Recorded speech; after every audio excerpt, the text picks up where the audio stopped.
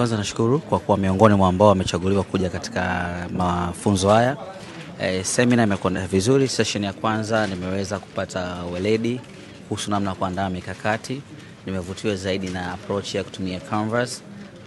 Naanza kuona kwamba unapotaka kufanya mambo makubwa unahitaji kuwa na timu ya watu wengi.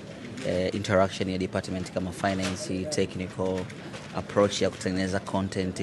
Kumbe ili tuweze kuwa wakubwa na tutengeneze vitu vikubwa vyenye kuingiza fedha, kuna sehemu tunahitaji kuinvest. Kuna sehemu tunahitaji kujua audience yetu ni kina nani.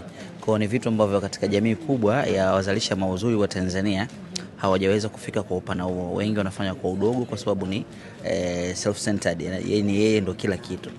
Kumbe basi ili tuweze kukua ni lazima tuweze kuwa interactive na idara nyingine ili tujue na wenyewe nao wanataka nini. Lakini pia cha pili kilichonivutia kwamba kumbe hatuwezi kutengeneza impact content bila kujua jamii inataka nini. Kwa kupitia mafunzo haya nimeweza kujifunza kwamba kile kitu ambacho jamii kinaguswa sana ndicho kitu ambacho kinakupa namba nyingi za likes. Metrics zile zinaweza kuwa converted kuwa fedha. Nimefurahi sana na nashukuru sana.